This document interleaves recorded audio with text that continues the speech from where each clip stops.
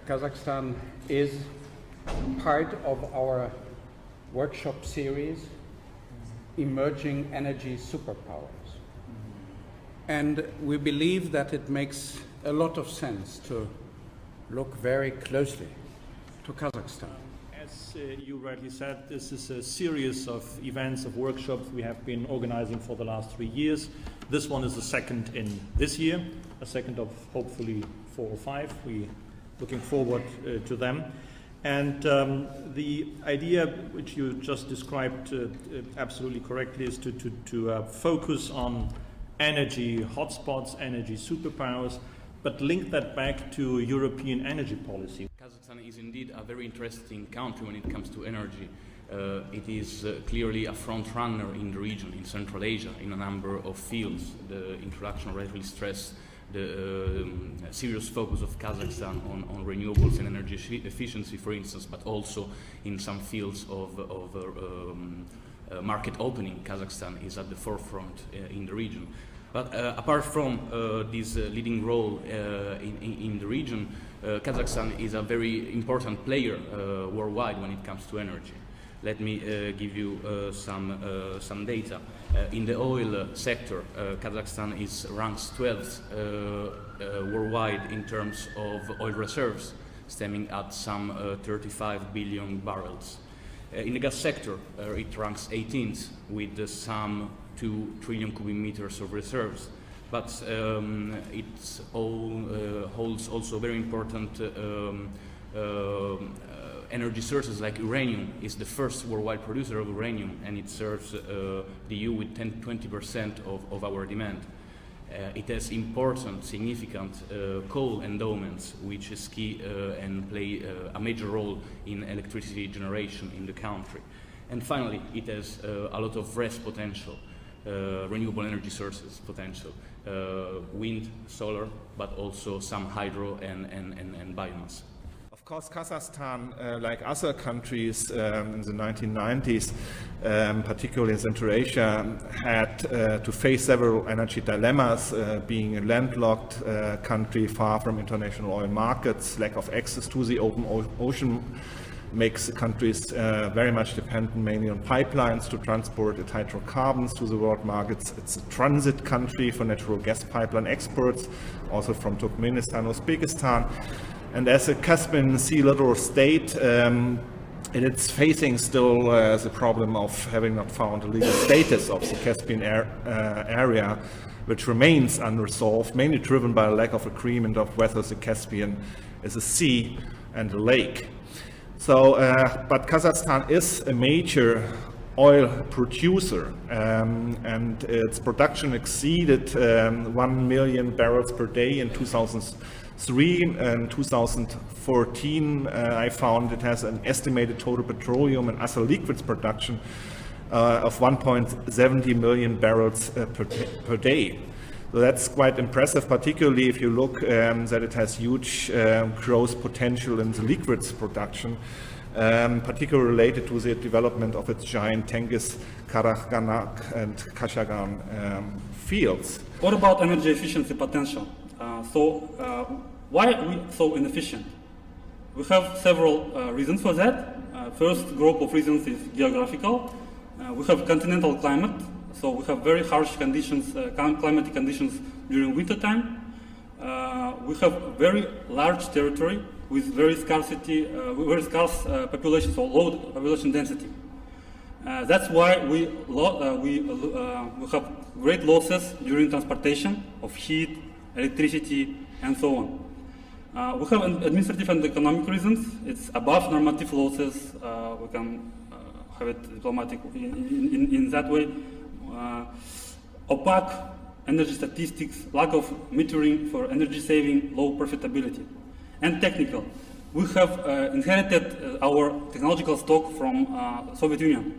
So we have high wear of the equipment in the energy intensive sectors, high wear of electric lines, and dilapidation of housing stock. Also, I can add the actual structure of Kazakhstan, which has, for example, a very consuming metal industry. So it also contributes to this inefficiency. In order to disentangle itself from Russian economy and gain greater political and economic clout, Kazakhstan stated its intention to privatize resources and enterprises and raise $70 billion in foreign direct investment over a 40-year period, overwhelmingly in the oil and gas sector. This meant that Kazakhstan actively began to court investors from North America, Europe, and Asia, and the ambition to monetize its vast hydrocarbon reserves stood at the heart of this pursuit. In the years immediately after 1991, Kazakh oil engineers who had been educated in the spirit of Soviet production were flown to Chevron San Ramon headquarters in California and given crash courses in modern oil extraction technologies and free market dynamics.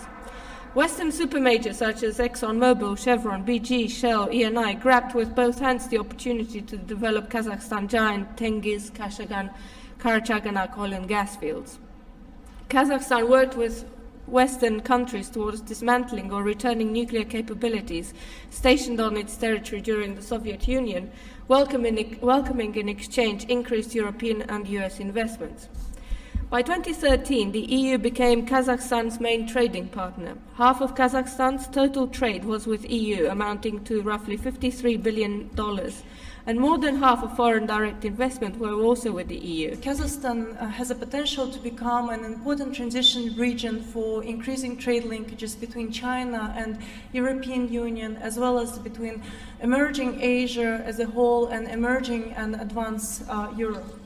Also, I would like to highlight some obstacles that Kazakhstan faces and maybe where demand for European cooperations comes from. These obstacles have already been on agenda for government of Kazakhstan as well as international institutions.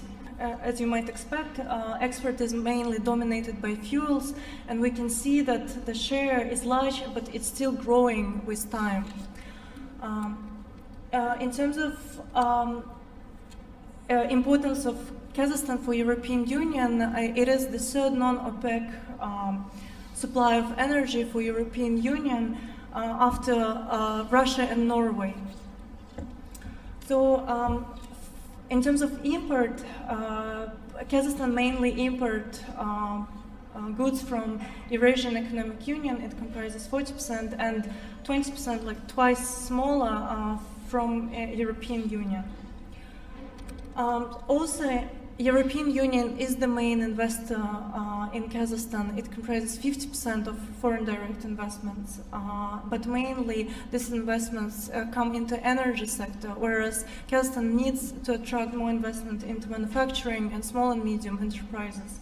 If we look at Global Competitiveness Report for 2014-2015, we can see that Kazakhstan is doing pretty well in comparison with emerging European countries in some respects, sometimes even better with European Union in terms of macroeconomic environment. But infrastructure and institutions are still behind. To be competitive, it has to improve institutions and it has to improve infrastructure. And there is a great potential for Kazakhstan to become a great transition region, not only for trade, but also for energy. On the bilateral dimension, the starting point has been the Memorandum of Understanding signed between the EU and Kazakhstan in 2006. It builds on four main dimensions. It is about market convergence, regulatory approximation in a way. It is about modernization of infrastructure in Kazakhstan, so both the software and the hardware to make the system run. Cooperation on sustainable energy, and finally technical and industrial cooperation. I think that we have achieved concrete progresses in all four areas, and I'm a bit sorry that someone might not perceive or think otherwise. When it comes to regulatory approximation and market convergence, a major success has been the initialing and the forthcoming signature of the Enhanced Partnership and Cooperation Agreement. It is a very broad agreement, which is not only energy related, but it contains a chapter on energy raw material with very strong provisions I don't think that the text is public, so I mean I cannot comment or give a lot of details. But it really builds on and it focuses on market convergence, on modernizing, opening up the Kazakh energy market, which is and also to reinforce institutions, which it seems to be one of the major dimension where progresses are needed in order to attract investment. The other dimension I was referring to when it comes to our cooperation is the regional dimension. First and foremost, there is a broad cooperation under the Baku initiative, which has been implemented by the INNOGATE program. The INNOGATE program focuses on, again, 4 dimensions, which are pretty similar to the MOU one. Regulatory approximation, in some way technical assistance to improve the infrastructure, sustainable energy, which is not applicable unfortunately in Central Asia because there's another program which deals with sustainable energy in Central Asia, and energy statistics, quite interesting. What I can highlight, one of the latest developments and outcomes of these of cooperation under this framework is this very interesting study, which has been financed by the Commission and steered by the International Energy Agency, but it has been a peer review. So maybe just to frame it, when I talk with regional cooperation and INNOGATE program, I'm talking with, about regional cooperation with the 5 countries of Central Asia, the 3 countries of the Caucasus, and 3 countries of Eastern Europe. Belarus, Moldova, and Ukraine. Thank you so much to all speakers. And I think the one message that we got is for EUCERS, Nazarbayev, Adenauer, I don't know, ISD or whoever wants to join the Competence Center on Energy. There is enough food, enough ground to be covered, and a lot of interesting projects ahead.